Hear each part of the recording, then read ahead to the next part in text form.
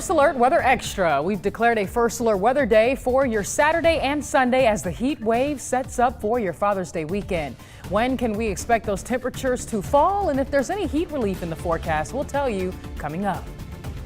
Plus, we talk about places in East Alabama that will be open to help you beat the heat. WBRC Fox 6 News.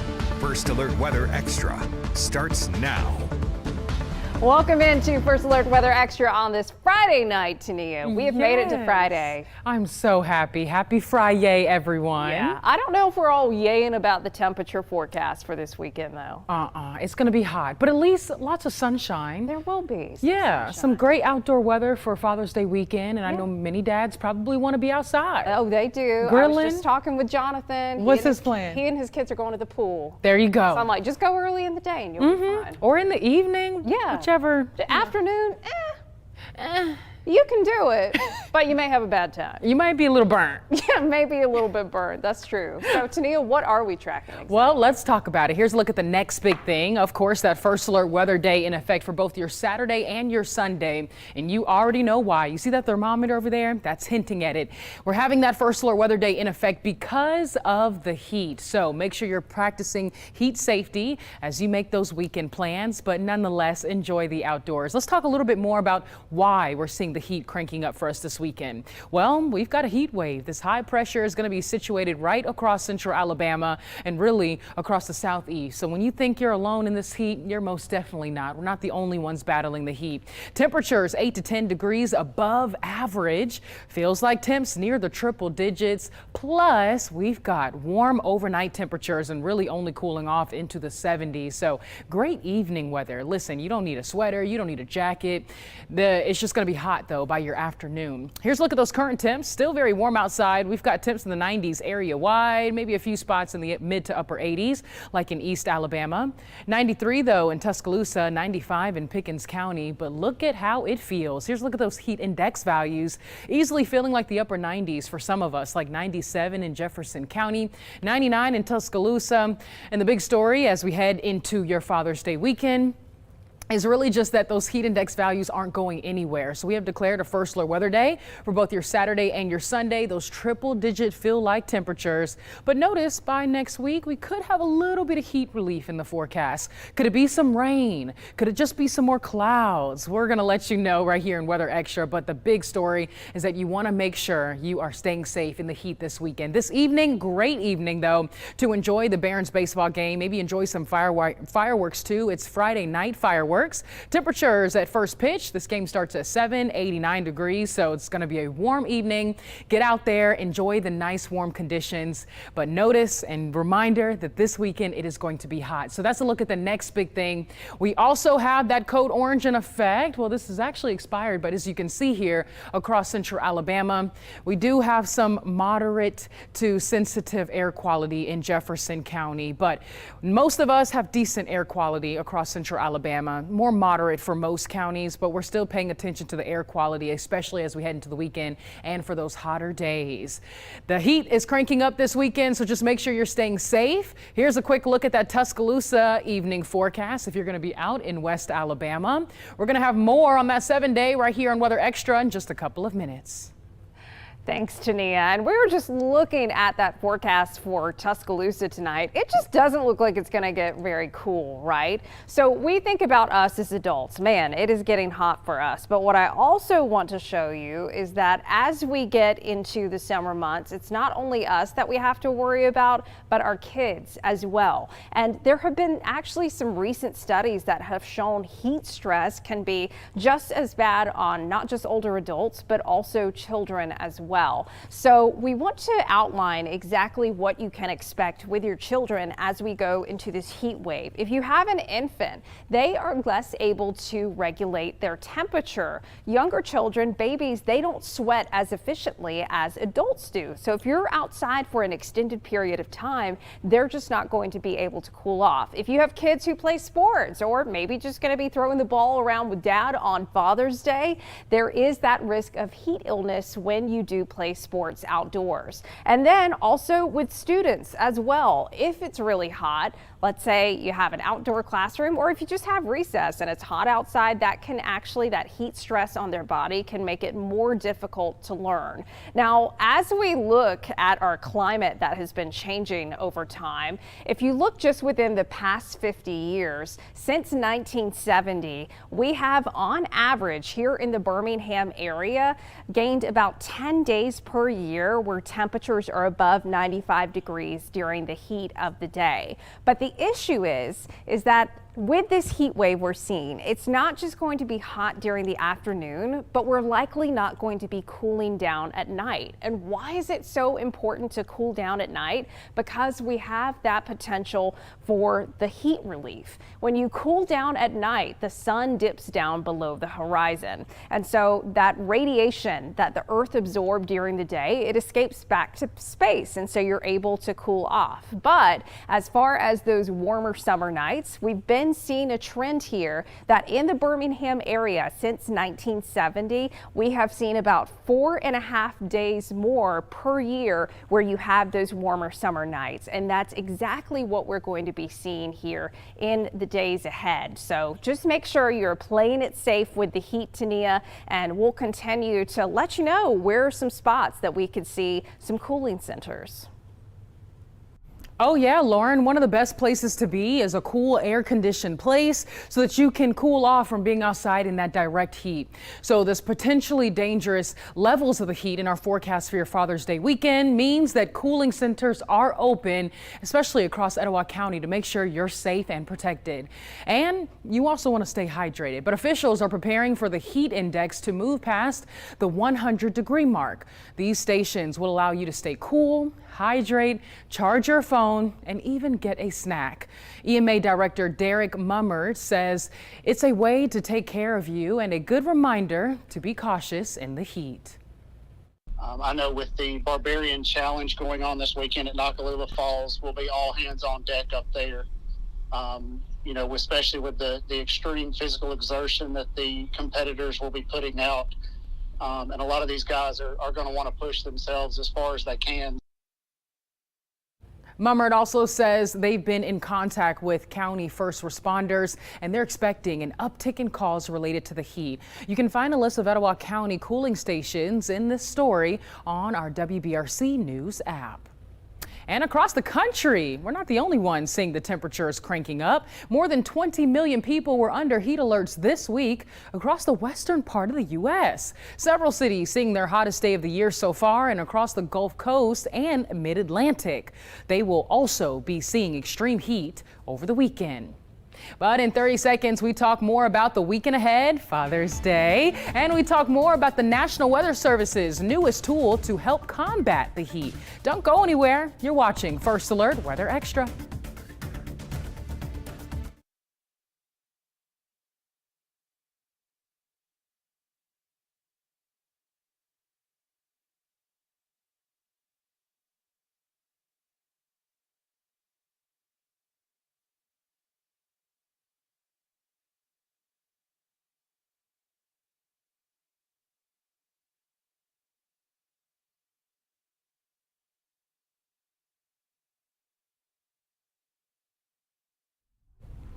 Chilling and grilling this weekend, maybe? Well, I don't know how much chilling you're going to do. It's going to be a hot Father's Day weekend, but if you do want to grill, here's a look at that grilling forecast for your Saturday. Lunchtime temperatures low 90s. Notice how hot it's going to be even for midday.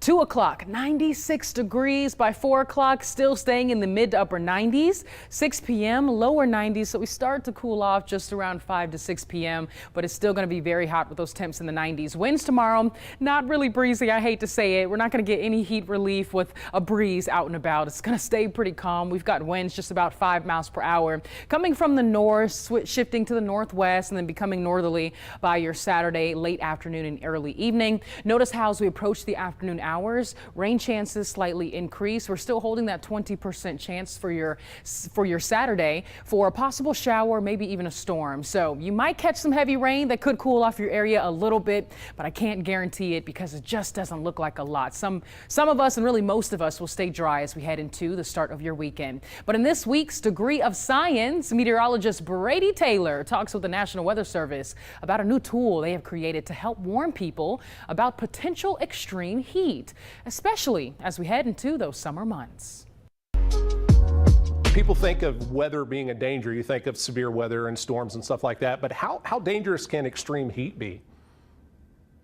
Well, actually, heat is the #1 weather-related killer in the United States, and there are varying degrees to which people are exposed that make them more susceptible to heat. So you are come out with this new product called the heat risk map that you have. What exactly is this product, and why do you think it's so important? To put it plainly, the heat risk is taking the forecasted temperature, putting it into climatological context. So how abnormal is the heat? And then marrying that with the CDC's heat health data to show that the heat is going to actually impose a risk on human health. So it's a color and number based index that uses high resolution climatology data with that CDC mortality data to provide a forecasted risk of heat related or heat health related impacts to occur over a 24-hour period. And we have a variety of colors. There's 4 different main categories on heat risk that help people know how bad is that heat and what does it mean to them. How is this going to be different from some of the other products that come out to try to warn people about the heat? There's a couple of unique things about heat risk. One, it really does put the forecasted heat into context of how abnormally hot it is because it uses that climatology. But then 2, it also compares not just the maximum temperature, but the minimum temperature too, because if we're not getting cool enough overnight to provide relief, the impacts on our body actually accumulate day after day. And then 3, it takes a look at the duration. Is it 2 days of abnormally hot temperatures? Is it 3 days? And if you're reaching, for example, 3 days of major category, well, maybe that 3rd day will actually wind up being extreme because, again, people's tolerances to heat go down as the heat continues. And of course, there's that CDC mortality data that's built in. So every single location for heat risk gives that very local information of how abnormally hot is it and does it pose a risk to human health. Great information there, and this actually comes as El Nino has come to an end, according to a new update from NOAA signaling the potential start of La Nina. But for now, we are currently in a neutral status, which means there won't be any immediate weather changes for us here in North America. The last time we were in a neutral phase, it brought record heat. Well, there you go. And over the last 2 decades brought summers that had above average temperatures. NOAA believes that there is a 60% chance or greater that we will return to La Nina by late summer. And that's why we have to have all eyes on the tropics. So on that note, don't go anywhere. We take a full look at that 7-day forecast and update on the tropics and beyond the 7-day into the rest of June. We'll be right back.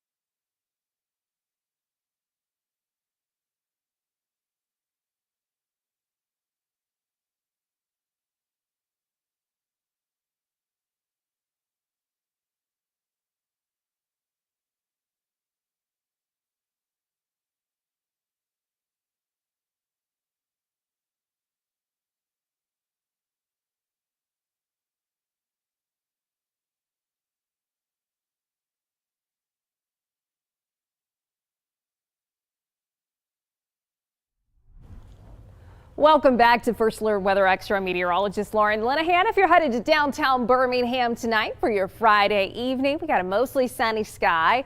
Shocker, still hot out there. Temperatures for most of us are still at least in the low 90s, and eventually we will be seeing maybe some heat relief next week, but not happening this weekend. As we look at First Alert AccuTrack, one problem is we don't have any showers or storms to cool us off. We're still at 96 in Aliceville, and it's almost 7 o'clock. And we're still in the mid 90s, 94 in Fayette, 93 in Talladega, 95 in Columbiana. Now, we've mentioned as we get into Father's Day weekend, we do have the possibility of some isolated showers and storms popping up. You'll notice high temperatures will be in the mid upper 90s, but maybe by Saturday and Sunday, if we can get a little shower storm to fire up, that could bring you a little bit of relief.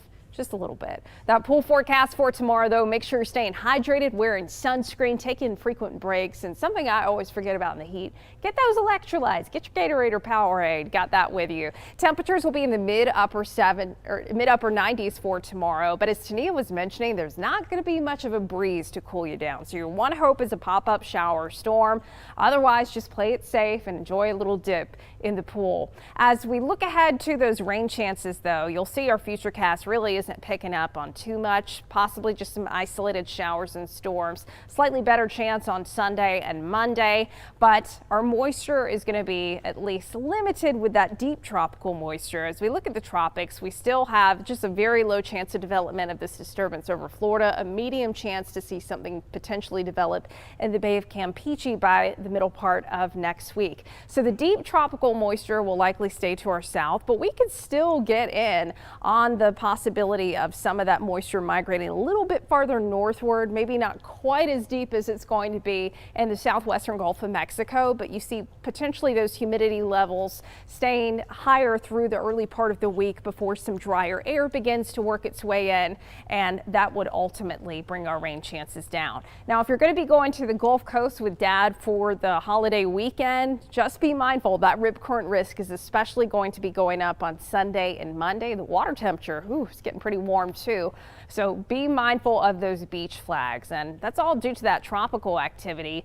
With that deep tropical moisture increasing, you'll notice increasing rain chances along the Gulf Coast for next week. So if you got a beach trip planned, I'm not saying every day is going to be a washout, but there is at least that chance of storms. But in the meantime, First Alert weather days in place for Saturday and Sunday for the above average heat in the forecast. We'll see if we get into that record breaking territory, but otherwise for much of next week, looking pretty dry and quiet with temperatures in the low 90s. And overall, the weather looks fairly well behaved. But we'll continue to keep an eye on things for you. And Tania was just checking the radar. Tania, did you see anything on the radar? Nope. No. Heat. Hot. That heat, that's all you're going to get with this setup. So is there any hope for some relief beyond the 7-day? Maybe. We do have a chance to see some rain, especially as we're looking into next week. There could be some increased moisture in central Alabama. Now, does that mean a washout? No, but we're watching it because we're watching the tropics very closely with a little disturbance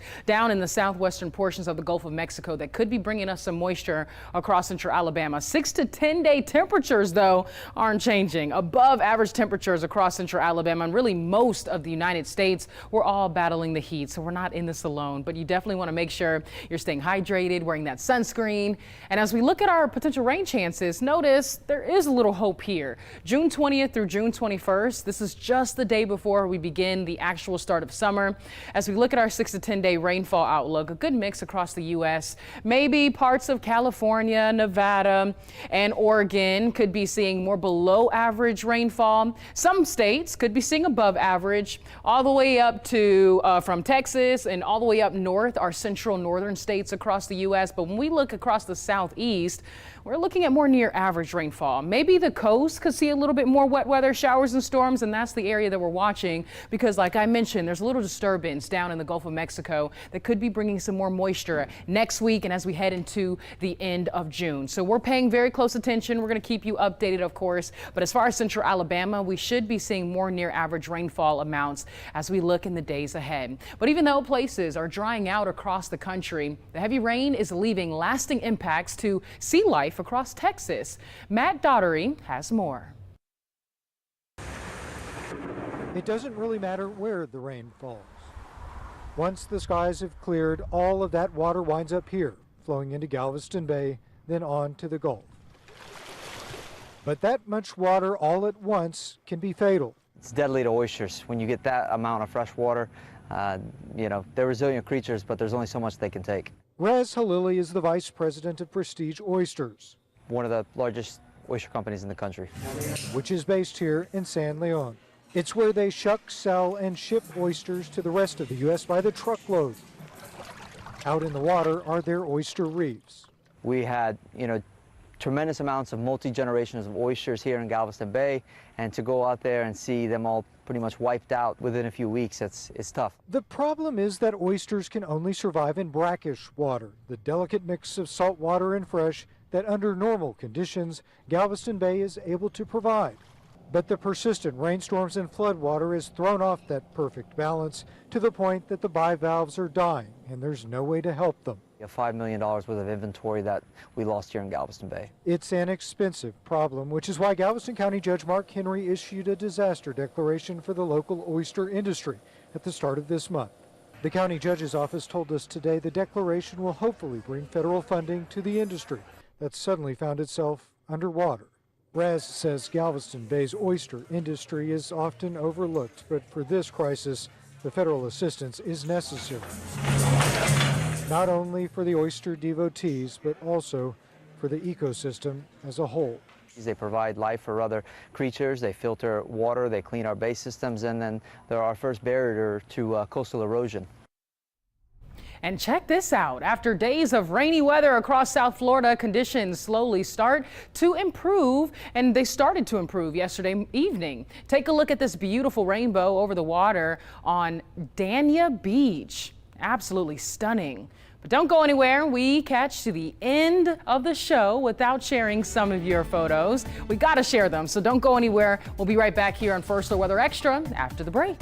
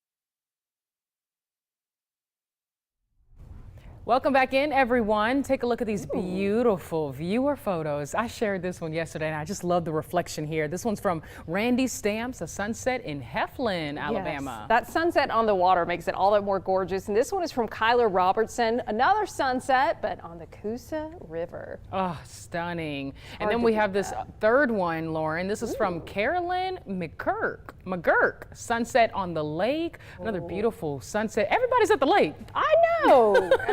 No, come on. Oh, Jimmy Jenkins sending in this gorgeous shot of the sunrise at Fort Morgan. And it looks like he had a little friend. Man, it looks like they're hanging in the sky. Yeah, it does. That is so cool. Who needs a rooster when you have a seagull or a pelican, whatever that was? Sorry, no offense, bird. But Tania, what we got going on for our bird friends and human friends this weekend? Well, the birds and the humans need to stay cool because we have first alert weather days in effect Saturday and Sunday for the dangerous heat. Stay hydrated, wear that sunscreen. Yes, and maybe we'll get a little shower storm to pop off. Tania will have an update on that tonight at 9.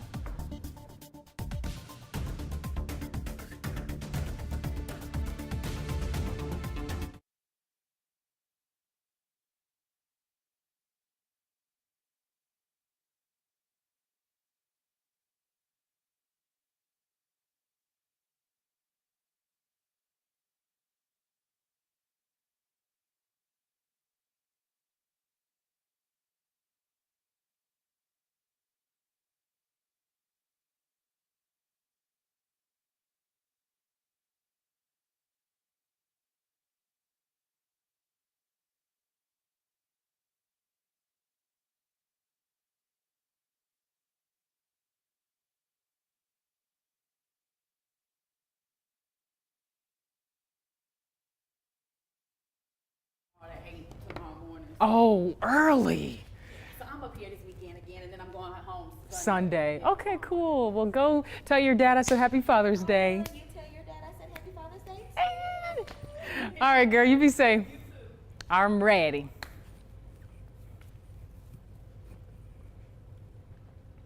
In 3, 2. Hey there, everyone. Here's a look at that 7-day forecast. I'm meteorologist Tania Michelle. A first alert weather day in effect, not just Saturday for the dangerous heat, but that's going to carry into your Sunday, Father's Day. We'll see those actual air temperatures in the mid to upper 90s, very hot conditions, but those feel like temperatures could reach the triple digits. So get ready for the dangerous heat. Stay hydrated, stay safe, limit your time outdoors if you find yourself getting dizzy or nauseous because it will be pretty hot. And the reason why we're seeing those feel like temperatures a little bit higher as we head into your weekend is because those humidity levels have rose. So a little bit more moisture in the air, causing it to feel a lot stickier, and those temperatures, those feel like temperatures increasing in the triple digits. Overnight temps as we head into next week staying in the 70s.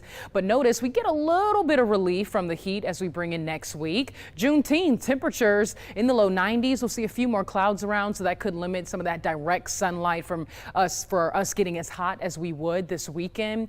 But I do think on Monday we could see a shower or storm in the forecast. Very minimal rain chances, but we're holding that 20% chance. But the rain's not sticking around for very long. Next week looks mostly dry. Once again, temperatures this weekend very hot. If you want more forecast updates, don't hesitate to download the WBRC First Alert Weather app.